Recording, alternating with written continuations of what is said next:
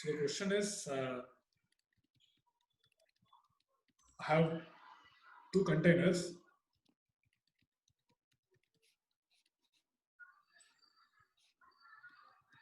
Of volumes 4 liter and 10 liter. Now the task is to transfer water from, say you have an ocean and you have a big tank here, huge tank.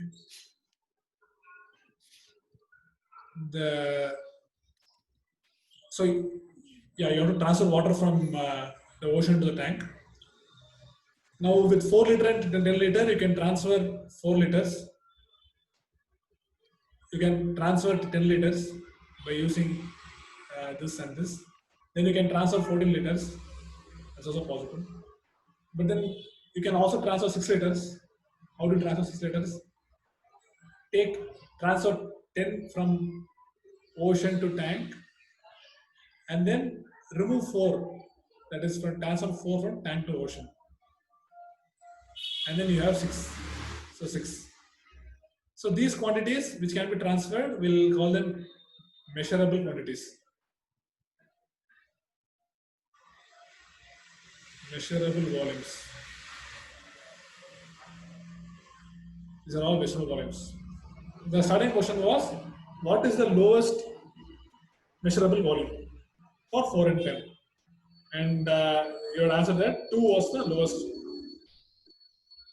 2 liter is the lowest measurable volume.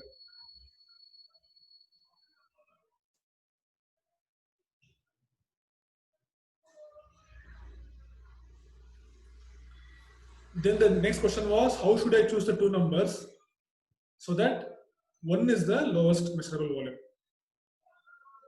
So on this question also, some of you had had made some observations. This is where we stopped.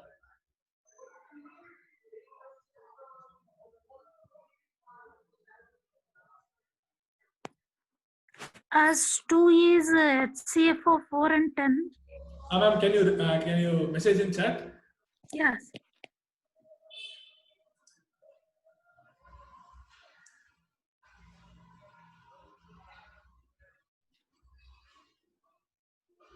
So Preeta ma'am, so what is this that you have given in the chat? No, I'm just giving the observations. I'm trying to see based on this any pattern is there for the relationship between the two numbers. Okay, fine.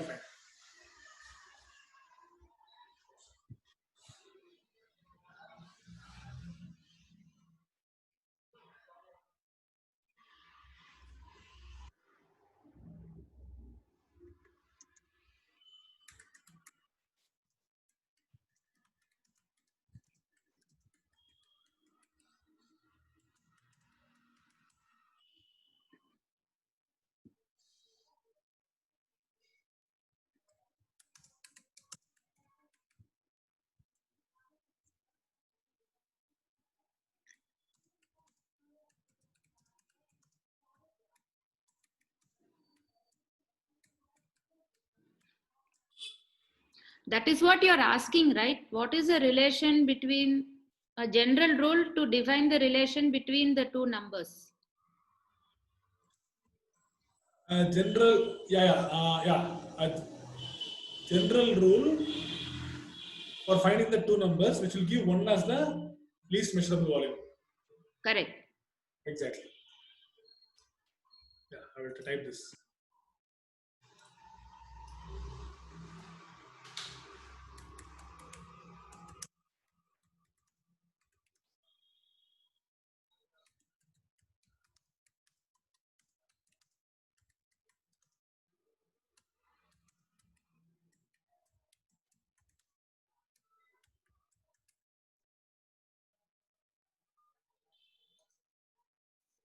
So in the last session, you had mentioned if it is of the form k and k plus 1, then 1 is measurable.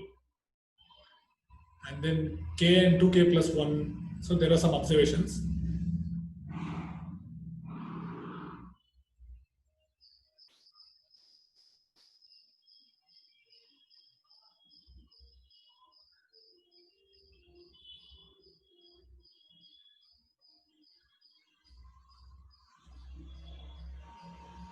Okay. So at this point, we'll all together make. I just want to point out one thing to you. Now, suppose. Okay, so we have 4 liters and 10 liters, right? Now, suppose A is measurable. Suppose A is measurable. So, what do I mean by measurable? Measurable means using this 4 liter and 10 liter jar, I can transfer A liters to the tank. This is what I mean by measurable.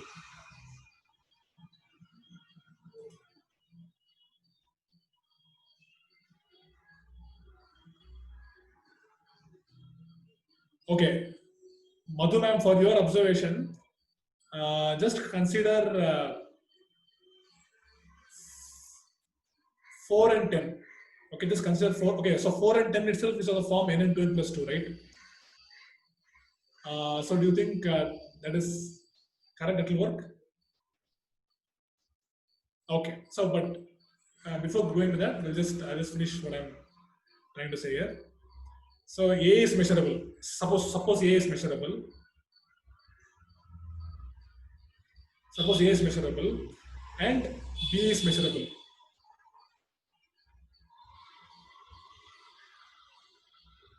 Let us just take B to be greater than A. Then what can you say about B minus A? Is it measurable or not? You can turn on the mic and answer for this.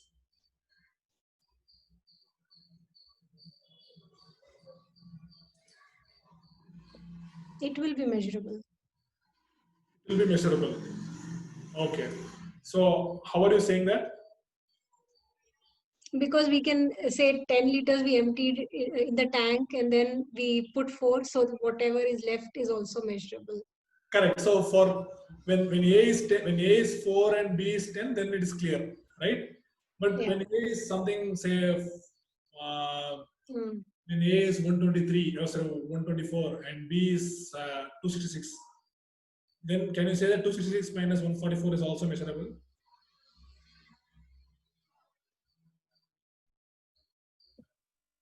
Yeah, because if we have a tank, we always can find a difference. Given any two numbers, we can find the difference for any number. Oh, We it's can make the difference. what would the procedure be? So if we have, like if I have two quantities, doesn't matter what, and if I have this third tank, so then I can always find the difference. It doesn't matter what number is.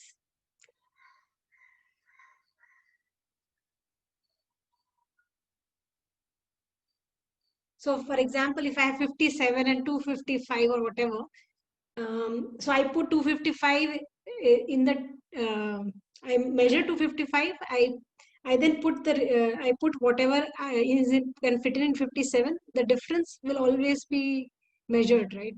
Because that's what is left. No. So we are having 4 liter and 10 liter as fixed. So the jar capacity is not A and B. So if the jar capacity is A and B, then it is clear.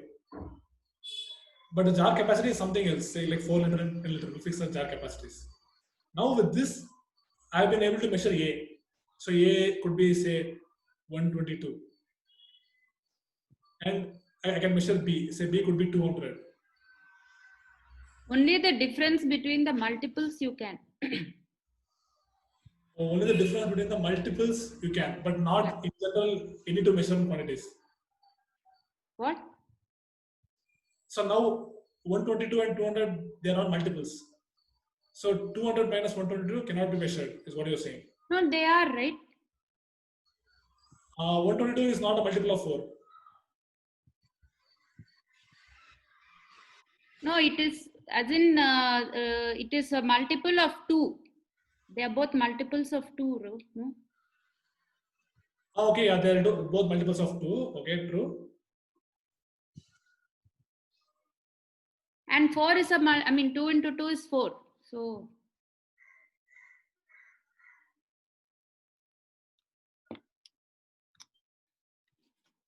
Okay. So 200 minus 122, 78. So question is 78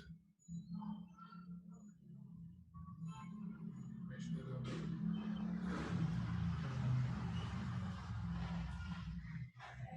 So okay, I'll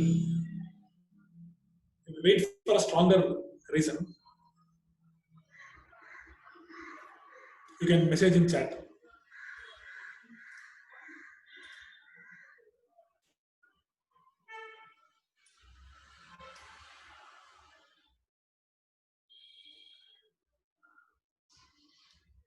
I'll just change the problem setup here.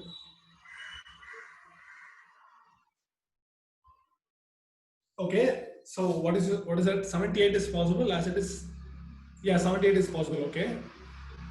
So So what is, if the number I think can be expressed by using the other two numbers as some form, like either using any of the operations, then it is possible. then it is possible. Okay. So So now you have to just whatever number you asked, using the two numbers you have given, you have to find the equation. So any number which can be expressed as in that form is possible. exactly right. That is correct. So now I'm having an extra information. The extra information is I have two quantities A and B, and I know that A is measurable and B is measurable. Some quantities. Okay. Mm.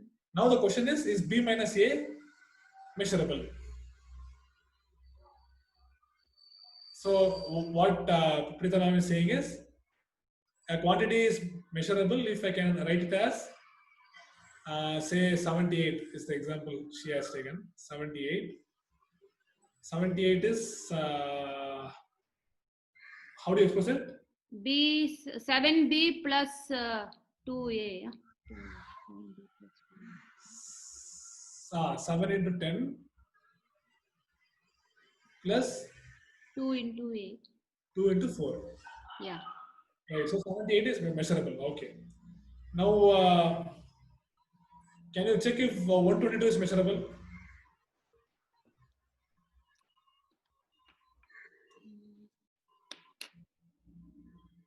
Yeah, because it is minus now you'll use. So 13 into 10 minus 2 into 4. So what's the meaning of minus in terms of in our scenario of transferring water? What do you mean by minus? You are removing. Removing, right? Yeah. So exactly. So this is so basically it's like so now you have 4 liter and 10 liter. Say first I add 4, then I add 10, then I add another 4, then I remove 10, I add 10, I add 4. So basically I do it in some order. So the final volume would be 4 plus 10 plus 4 minus 10 plus 10 plus 4. If I take all the 4s together, I have how many 4s? 3 4s. And 10, 1, 2 is being transferred and 1 is being taken out, so there's just 1 10. Yeah. Just 1 10. So likewise, any measurable quantity can be written as a linear sum. This is called a linear sum of 4 and 10. Yeah.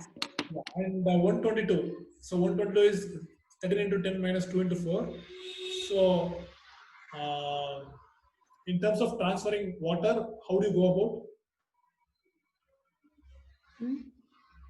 So how will you transfer 122 liters from to the tank? I'll first transfer 130. I'll remove 8. Exactly. Right. So now that we know that 78 is measurable and 122 is measurable, the question that I am asking is, what about the difference of 78 and 122? That is 122 minus 78, which is 44. So is 44 measurable? Yes, 44 is because 44 is a multiple of 4. Right. But in general, What can you Same, say? no? 4 into 10 plus 1 into 4. It's the same. 4 into 10 plus? 1 into 4. True. So same. Or 44 or 11 into 4. Yeah. Okay. My question is in general, what can you say? If instead of 78 and 22, if I have two quantities, A and B, in general, if I have two quantities A and B, which is measurable,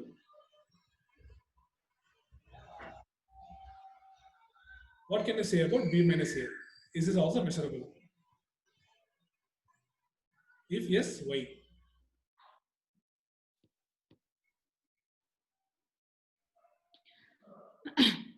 It will be measurable because the way we have written the expressions earlier, it will always be measurable because it will always come to the same factor of the same two numbers with which we started.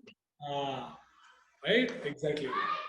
So there are two ways of saying this. One, we can see it algebraically, or we can see it the way the water is transferred. They both are same only. So one thing is suppose A is measurable. So A can be written as some K1 times 10 plus some K2 times 4, right? And K1 and K2 are integers. They could be positive or negative. Similarly, B is measurable. B is some K3 times 10 plus K4 times 4. Again, K3 and K4 are integers. So now what we are seeing is we are seeing B minus A. So how can you write B minus A as product of 10 and 4? Can anyone tell me? K3 minus K1 into 10 Plus K4 minus K2 into 4. into 4. So yes, this is K3 minus K1 into 10 plus K4 minus K2 into 4. So this is also measurable, right? This B is measurable, A is measurable. Or we can if you have to see it in a more in a way which is more aligned to this problem. So say we have this ocean here and a tank here. Now I can transfer A from ocean to tank, and I can also transfer B from ocean to tank. Now the question is, can I transfer B minus A from ocean to tank? That's the question. What I can do is, I can first transfer B from ocean to tank.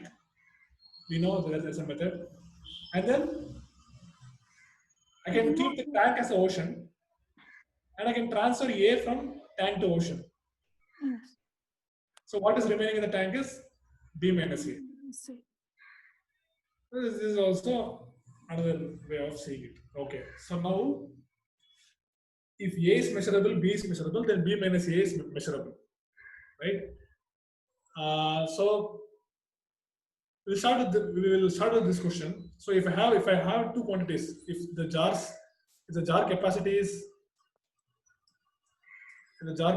is say 8 and 70, okay, what would be an efficient way of finding the least measurable volume? What can we do to find the least measurable volume? So Bhageshri ma'am has given the answer for this, but now I just wanted to justify why that method gives the lowest possible volume. So Prita ma'am, you can consider 8 and 28. Okay, so you made a nice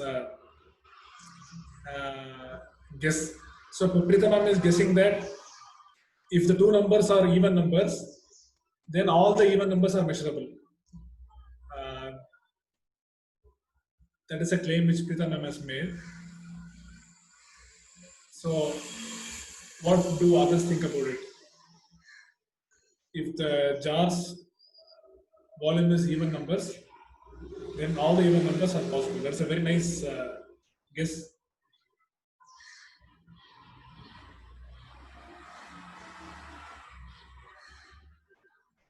Yes, sir, right. Oh, right. So, Bhagyashi ma'am.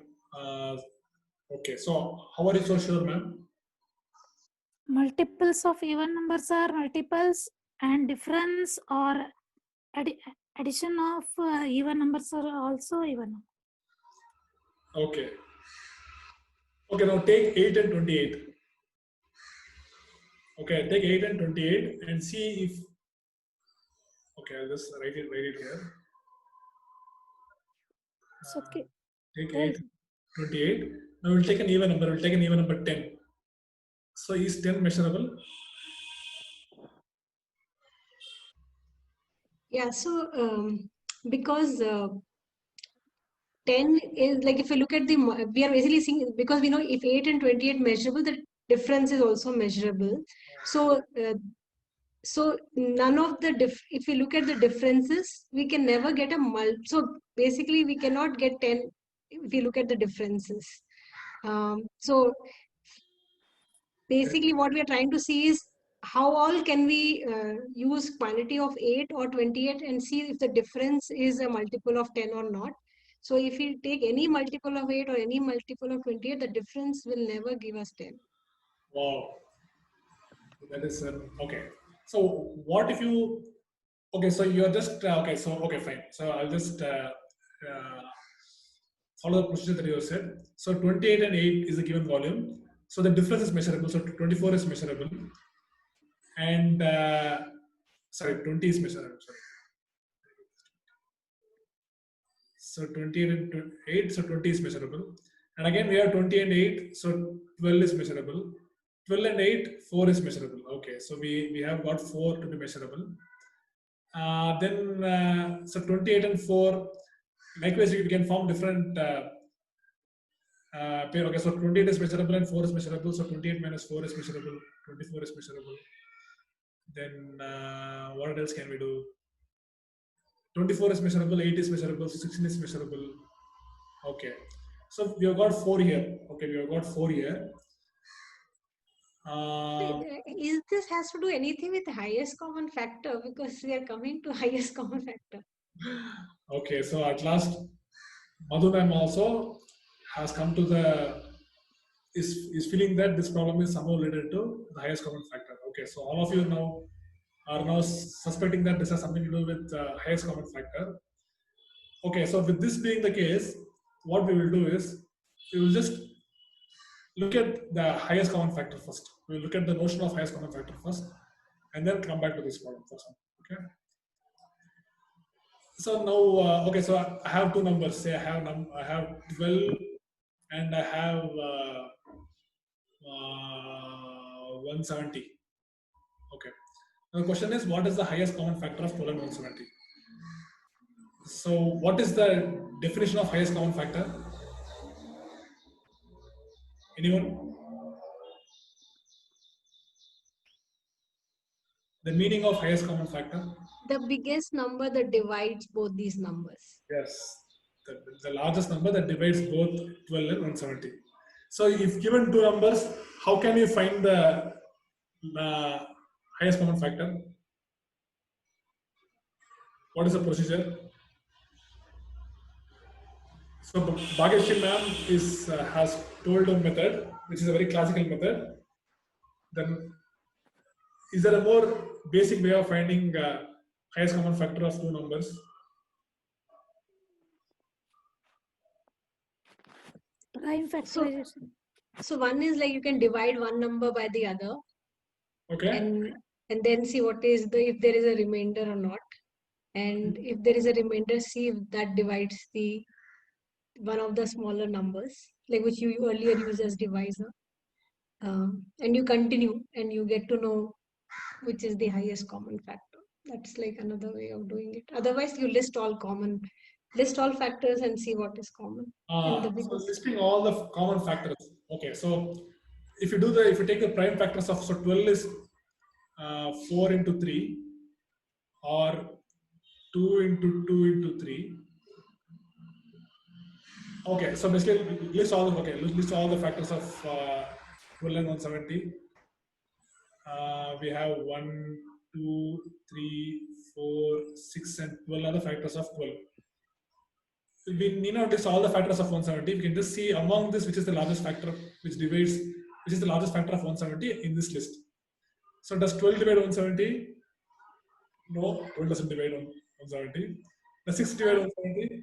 In this, can you keep dividing the smaller number by 2 and seeing if that divides, because that will be the, like if it is not 12, then the next can be 6.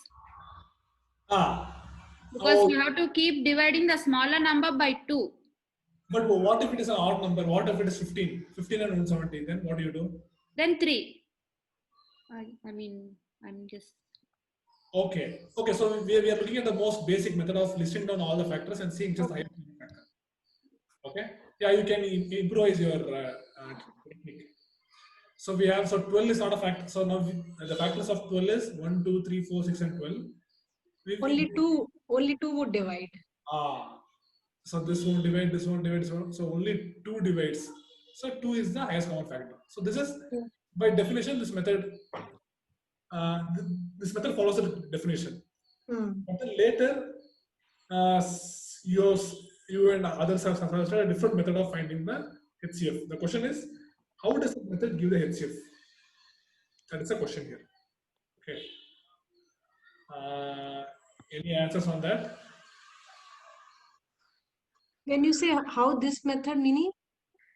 So you gave this method right of Division. So how does the, so see, basically I'm seeing like how many 12s are there in 170. okay. And if I'm left with something, then I'm seeing. I'll just write it.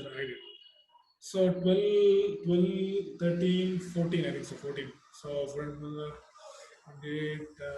yeah. I'm left with 2. Okay. So then I see, so I know that 12 doesn't fit properly in 170. Then I see that does 2 fit in 12? It fits perfectly. So why should 2 be the HCF?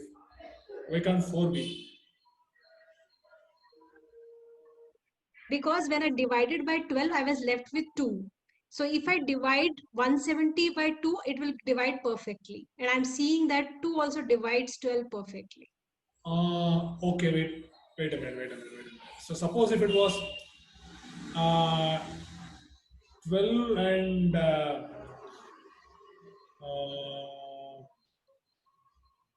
173. Okay. Yeah. Then I would have something like this, right? Yeah, I'll be left with 3. I'll be left with 5. Okay, I'm left with 5. But is 5? So 5 doesn't, so 12 doesn't divide 5. So I will then see if I divide 12 by 5, what happens? I'm left with 2. Understood. So then I'll see, okay, this also doesn't divide. Does 2 fit in 5? I am left with 1. So 1 is the only common factor. Understood. So here you made a point that 2 divides 170, right? You said 2 divides 12 and 2 divides 170, right? Yeah. But here, so 5 neither divides 12 and it neither divides 12 nor 173. Yes, and I can continue it further, and I'll, like in this case, I'll come with 1 is the one which divides everything. But yeah, but my question is, I mean, why does this method give the HCF?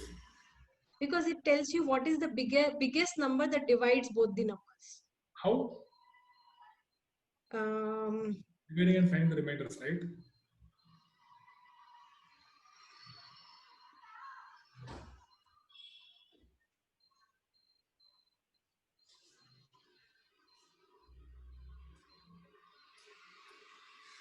Because when we are dividing, we're always trying to find the biggest number that divides.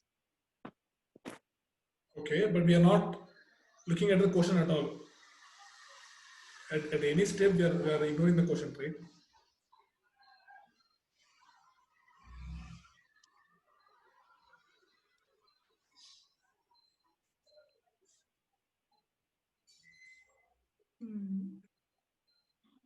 Because we are trying to find the common factor. We are not trying. Exactly, we're trying to find the common factor. Okay, so.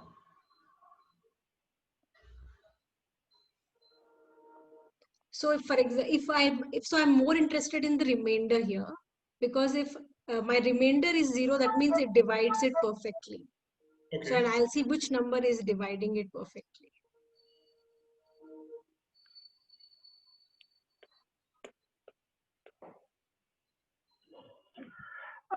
So if I can find the highest common factor for the remainder and the previous divisor, then it will always go the same. I mean, because we've already divided the dividend, so we can always multiply that factor into the dividend.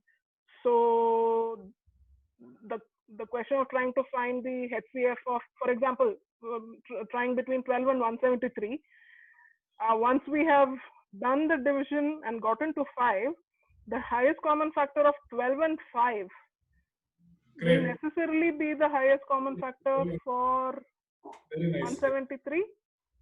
Yeah, fine. So okay, let me tell what. So is this what when the first observation I told, right? If there are two numbers, you first divide the bigger by the smaller, remainder becomes the divisor and the smaller number becomes the dividend. So you go on, that is the same thing, right? Like, Yeah, same. Right.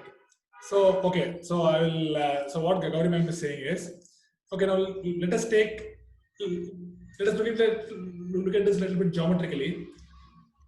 Say we have two numbers, say 12 and 170. Okay, so we have this. We'll just take it as a length of 12 and a length of 170. Length of 12 and length of 170. Now, let us take a strip of length 5. So does this 5? Does this 5 measure 12 perfectly? No, it doesn't. It leaves 2 in the end, right? Fine. So what all numbers measure 12 perfectly? The factors. So 1, 2, 3, 4, 6, and 12. So these numbers measure 12 perfectly. And similarly, you have some set of numbers which measure 170 perfectly. Okay. And among them, we can take some. Okay. Let me take some simpler numbers, smaller numbers. Let me take 16 and 24. So I have 16 here. Then I have 24 here. So what number measures 16 perfectly? 1, 2, 4, 8, 16. What measures 24 perfectly? Oh, this is a huge list. 1, 2, 3, 4, 6, 8, 12, and 24. But what are the common strips that measures both perfectly? If you see from the list, we have the common measures are 1, 2, 4, 8. So these are the common measures. So 1, 2, 4, 8 measures both 16 and 24 perfectly. And among this, the highest, this is the HCF. This is the meaning of HCF, right? Now that okay, so now we have this. Now suppose I have two numbers. I have two numbers A and B. Now you have a set of common measures. You have some set of common measures, say 2, 4, something.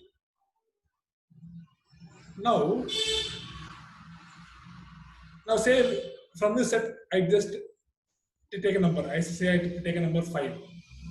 Now 5 measures A and 5 measures B. What can you say about this is B and we'll consider this difference B minus A. Okay, so we know that 5 measures A and 5 measures B. Does 5 measure B minus A? Yeah, it will have to, right? Otherwise, yeah. Right?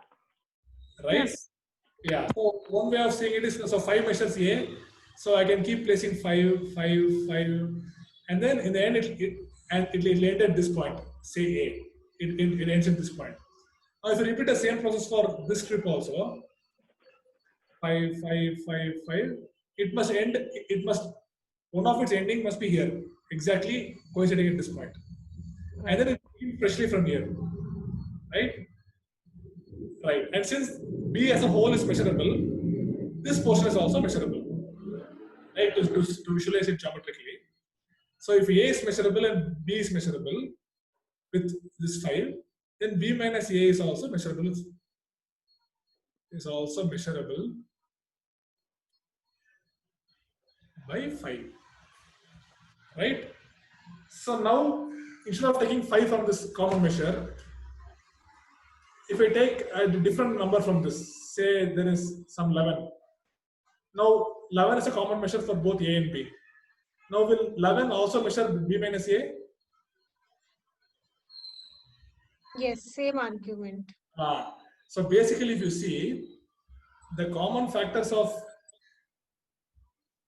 so the common measures of A and B is the same as the set of common measures of A and B minus minus A. A. B minus A, right?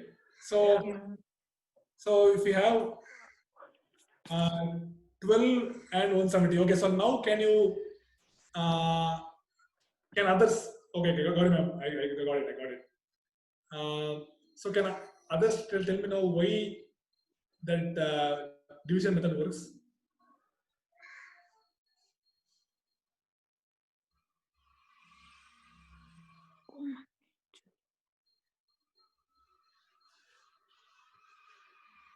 Yeah, because 2 is the highest common factor.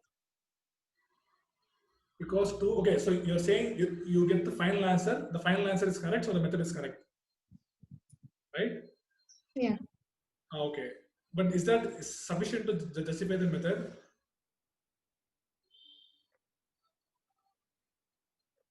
So we are okay. So now instead of finding the highest common factor, let us just look at all the common factors. Let us try to find all the common factors of 12 and 170. All the common measures. Let's call it all the common measures of 12 and 170.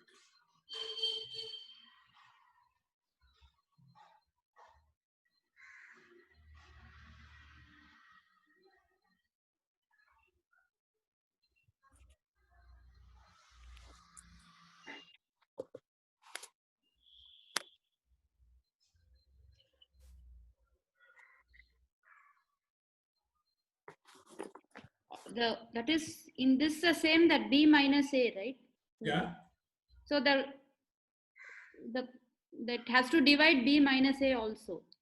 Which has to divide B minus A? The common factor has to divide B minus A also. Yes. So no. So if it is, so B minus A is 58 in this. B minus A is Sorry, 158. Correct, 158. We go on finding B minus A. So if I keep on, So getting common measure of A, Come B to minus 0. A in many steps. So that it has to come to 0. If it has to come to 0. Will it come to 0? So okay, so first we get 158. Then again, if I subtract 12, I get 146. So common factors, so common measures of 12 and 170 is same as common measures of 12 and 158.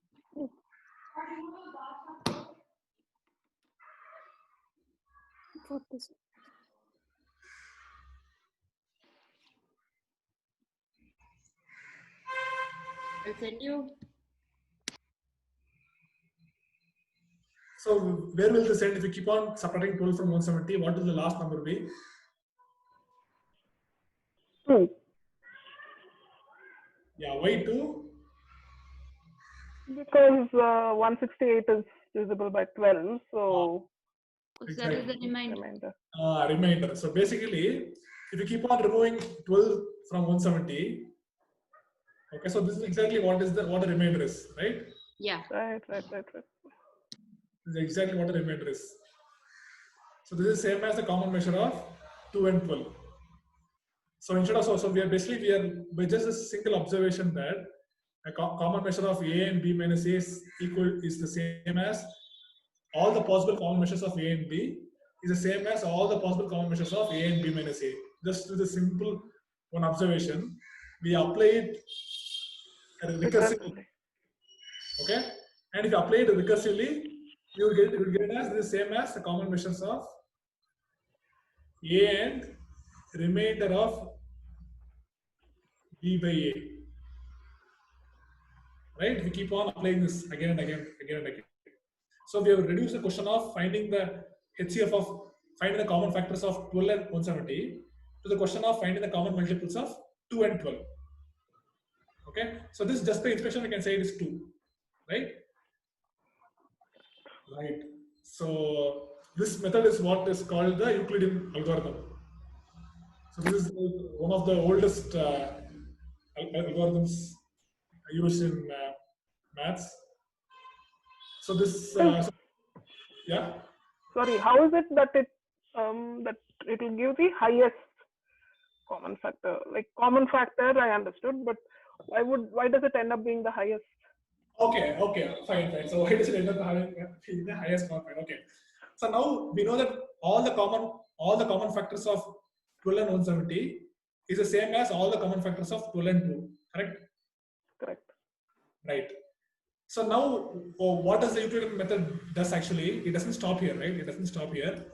It stops till where does it go? You have 168. You have 2.